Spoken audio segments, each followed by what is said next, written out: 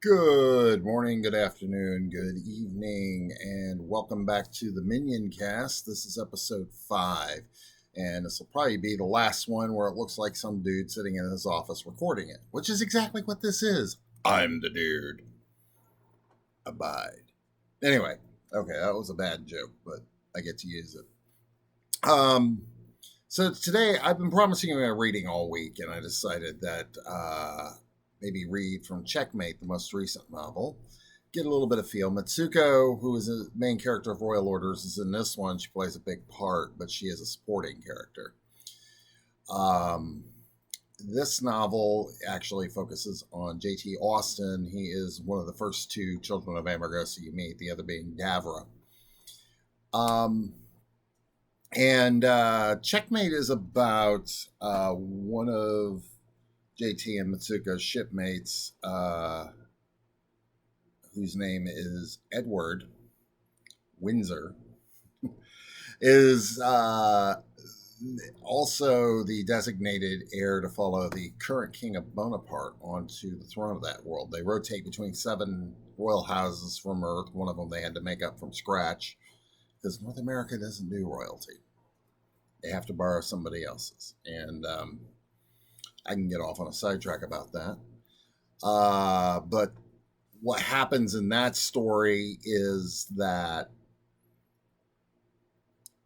the king, who just happens to be Mitsuko's great uncle, has shuffled off his mortal coil, or so we're told, and is no longer king. Obviously, it's the queen comes aboard as the queen widow, and Edward, who is a special forces commander, very foul mouthed, playing poker with his buddies and smoking cigars and, yelling obscenities out of the Gelt that are, putting up token resistance on this planet called Mud, um, is now king. He doesn't want to be king. And instead of sending down the royal party that comes to retrieve Edward, they send down Mitsuko, who coincidentally is Edward's, I wouldn't say fiance at this point, but his girlfriend, and JT, because he'll listen to a pair of soldiers, especially one he's sleeping with, as opposed to listening to, it's like his sister or the Queen Widow going, "It's time, Your Majesty." He's more likely to listen to Ed. Get your ass on the shuttle right now. You're getting promoted, whether you like it or not. And what happens is they have to go down into this battlefield. The war with the Geld is kind of a token war. They're fighting these fringe planets. And Edward's down there. He's in command of a garrison down on Mud. And they go to retrieve him. Now, when they're on their way back, a starship that is accompanying their ship, the Queen Maria Sophia, is destroyed. An unknown ship comes into the system, and suddenly the Gelt are those people we don't really get along with, but we can probably kind of deal with them. And hilarity ensues. There's, mechs with rotary saws as their hands, cutting people up. The ship gets destroyed, and they hide. They go hide in a debris field. There's an ancient technology, and Edward's sister, who used to be in Cyber Command, is like, "It's so pretty. Can we turn it on?" Yeah, no, Liz. No, we can't turn it on. That would be a very bad idea, and if you want to find out why, I strongly suggest you pick up Royal Orders in paperback or on Kindle. Okay. Before I get started with the story, I want to give a shout out to the Tome Bookstore in Cincinnati's Mount Washington district. And my wife and I went there this past weekend. This weekend. I'm actually recording this on Sunday night. And it is a really clever idea. Science fiction author J.M. Clark, whom I got to spend a few minutes talking to, and picked up his book, New Kings of Tomorrow. He has started this place. He originally did a book in NaNoWriMo and loved the experience so much he wanted to give place for other authors to do that, or just to do work, or just to do workshops. So my wife and I went down there, and we walked in. Um, it's a small bookshop. There's a mix of new and used books on the shelves. Its main feature is the coffee shop, and then in the back, it was just packed. It was just writers hunched over their laptops, and they were clearly not showing off. They were actually working. It was, I thought, man, if I could get out a little more often, I wouldn't mind going down there and doing some of my writing. But the Tome Bookshop, I'll put their website in the comments. I encourage you that if you're not in the city of Cincinnati, to try and order a book through them, just to kind of support this business. Support the indie bookstores, okay? It's like now Barnes & Noble is on life support, and the indies are the ones getting it done. So you will hear me making shout-outs to the Tome Bookstore and to Joseph Beth Booksellers here in Cincinnati. I'm sure there will be others. As I start to have guests on, they'll probably chime in with their own. So anyway, we're about just over 6 minutes into this video, and I'd like to get your reading done for you so we all can move on in our merry way. Minioncast number 6 will actually have a theme song. Downloaded it last night. It was awesome. It's just rock out. First 30 seconds, great intro music, and then I think if I do some tricks with Audacity, I can have a nice outro out of that same song. And I think you'll be pleased. It's the graphics I'm worried about, because I'm not a graphics guy. My brother-in-law can do them really well, but he's busy. I'm busy, which drives both of us insane, because we're all the time going, hey, can you do this for me? No. I'm in the middle of something. I have a deadline. I've got to get these bills paid. So, these are the things that we do to each other. Anyway, so we are going to read from Checkmate, and I'll set this scene up. They were attempting to go to Mud because JT was going to drop off Mitsuko's new unit. They were going to work out of the same camp, commanded by Edward, who is the Special Forces commander. But they're told to hold on a ship built over Etrusca called the Marcus Aurelius. What if that has anything to do with their Roman, their Roman culture obsession? Could be. Anyway, the Marcus Aurelius shows up, blows the Gelt ship out of the sky. I mean, it just pops out of its wormhole, fires a couple of kinetics, we're done. Element of surprise. Otherwise, I would probably have a hell of a time selling that. The Aurelius, though, is not there to shoot Gelt out of the sky. What they're there for is to bring Mitsuko's great aunt, who is Queen Reiko, now Queen Widow Reiko, and Edward's sister, and then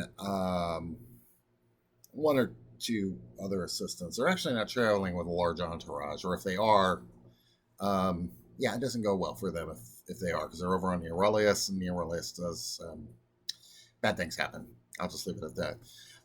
So rather than have Reiko and Princess Elizabeth go down to the surface and go, Ed, you're king, go home.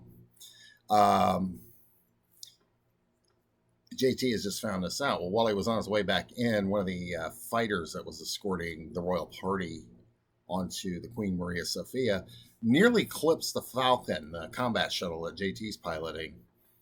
And the pilot's name is Stephanie Mercado. Some jokes are made about leaving paint on each other's hull. And in the scene previous to what I'm going to read you, they decide to do exactly that, leave paint on each other's hull. Isn't that a clever euphemism? And then just as they're about ready to have another go-around, JT gets a call from the first officer going, get your butt up here. I got a job for you right now. All right, so we are now 9 minutes into this, 9.5. Let's get on with it. Checkmate and JT after coitus interruptus. Commander Patty Freeze met JT in the corridor leading up to the captain's ready room. She punched him on the arm. You found a rack, mate. Good for you. That girl in power systems? JT cringed inwardly. That's a bit personal, sir. Of the 3 crew members he had known prior to transferring to the Queen Maria Sophia, Freeze seemed to delight the most in giving him a hard time. Well, remember, I knew you in your Hanar days when any barmaid would. JT put up his hand. Stop. I have Yamada to call me out on my various proclivities. I don't need you or Zendal reminding me. Freeze shrugged. What are friends for? Were he and Freeze actually friends? He knew her, he respected her, but he'd never spent any real time with her. What did he know about her anyway? She was married. He knew the spouse and had originally requested to serve on her ship.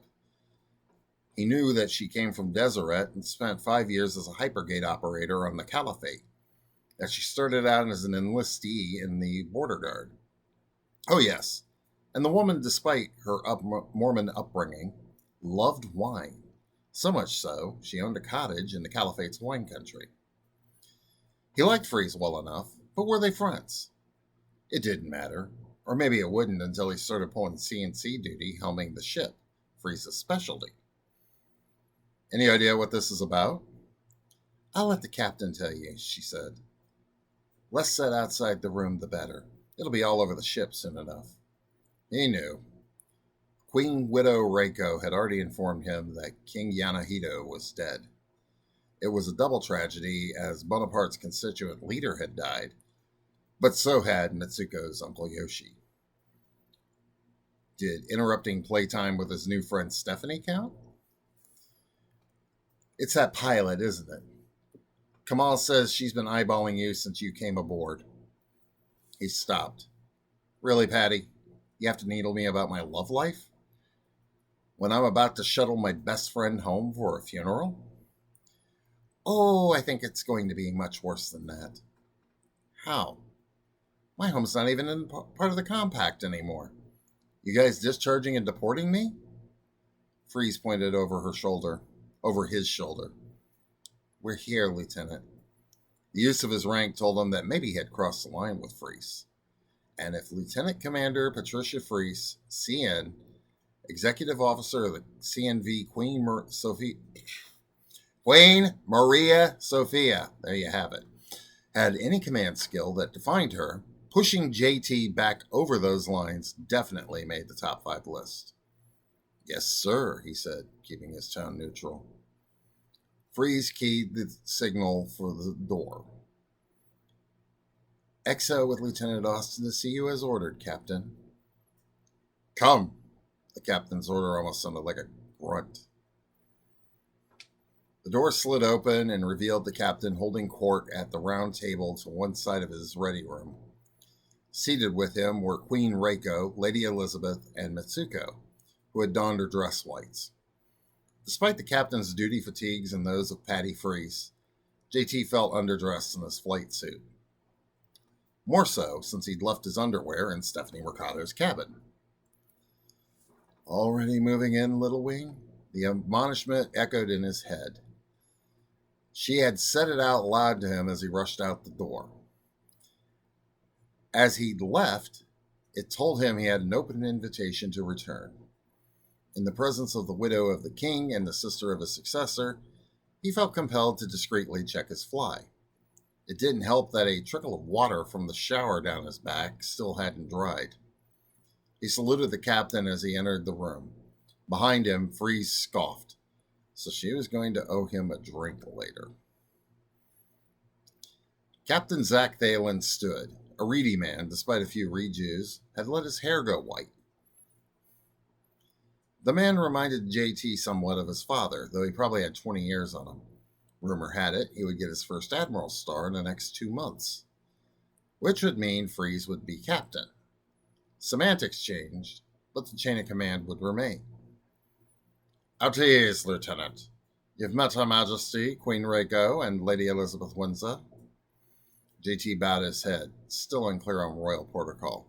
No one corrected him, meaning either he'd gotten it right or the Queen and her successor's sister did not care at this particular moment. Have a seat, Lieutenant, said Thalen. JT took his place next to Mitsuko and gave her a questioning look. She returned with a frown, then returned her own attention to the captain. You were there when the Queen informed Lieutenant Yamato of King Yanohito's death, correct? It wasn't really a question more than it was a statement of fact dressed up as one. I was, sir. His attention moved to the Queen. Majesty, I'm sorry for your loss. Not as sorry as Mitsuko, she said with a grimace. She just became queen in everything but name. She glared at her grandniece. If someone would set the date. Lady Elizabeth placed her hand on the Queen's arm. Lieutenant, as you know, my brother is now king, whether he knows it or not. The trouble is, we cannot get him to leave the battlefield at the moment. JT blew out his breath slowly. Well, Ed is a stubborn jackass. Mitsuko kicked him under the table. I mean, Majesty, no disrespect to your late husband's designated heir, but I do not know him as Edward, Duke of Windsor, or heir to the throne of Napoleon. I know him as Ed, the Spec Force commander, as Mitsuko's... He almost got himself saying Mitzi and just barely stopped it. Fiance. He's Lieutenant Commander Windsor, and he's a guy I drank under the table at Hanar. At this moment, lady, your majesty, Duke Edward, King Edward, Elizabeth corrected. The crown devolves to the heir on the monarch's death. She looked around the room, and including at the ceiling. Appropriate, since he's on a ship named for Bonaparte's first monarch. As I was saying, Majesty, the new king is still Windsor from Alpha Squad and the Spec Force commander on this ship. That, said Thalen, is why you are here. If I send Lady Yamato down alone or with another Falcon pilot, he's likely to refuse the order to stand down and hand over command to his second. If his friend and drinking companion shows up, my stubborn jackass of a brother will listen to a war buddy before he listens to me or the Queen Widow, said Elizabeth. The captain believes that you and my soon-to-be sister-in-law can extract the king with a minimum of fuss. JT stared at the captain as though he'd grown a second head and sported the bud for the third. Say what, sir? If Commander Windsor were anyone else from any other core world, said Thalen, I'd send a detachment of Marines and a second down, along with a medic armed with sedatives. Anyone else would be knocked out and dragged back to the Sophie. But like it or not, Edward is a king, and one who leads a constituent authority of the Compact. We have to handle him roughly with kid gloves. Lieutenant Handley is rated on the Falcon, sir, said JT, and Lieutenant Yamato here can pilot back the Sophie. True, said Thalen, but Lieutenant Yamato here thinks Ed will listen to you before he listens to Handley. It's you, Yamato, and Handley. You've got 1 hour. So there it was. Getting acquainted with Midnight Angel had been interrupted so JT could fall neck deep into an interstellar incident. But JT was a compact officer in the Navy. Understood, sir. I'll have my bird prepped and ready. And that, with a minimum of stuttering and stumbling, was an excerpt from Checkmate. Check out Checkmate at tsidle.com/compactuniverse. It is book 2 of the Suicide Arc. Book 1 is Suicide Run, also available. These are published by CHBB Publishing. Actually, I should call it by the full name now, so it's Crushing Hearts Black Butterfly Publishing. Hi, Sarah! And again, check out the links. I will have a link to in the comments to the Tome Bookstore in Cincinnati. Give it a look if you're a local. Pay them a visit. Get yourself a cup of coffee and just kind of scan the shelves if you'd like. Beyond Cincinnati, probably would be a nice gesture to maybe order a book or two from them. So anyway, that is it for this week for the Minioncast. Next week, theme song, graphics. We're going to look like all professional and stuff. And then we'll work on getting some guests in here. Hopefully by the end of September. That's what I said in the newsletter, this weekend's newsletter. So, for the Minioncast, T.S. Idle, peace!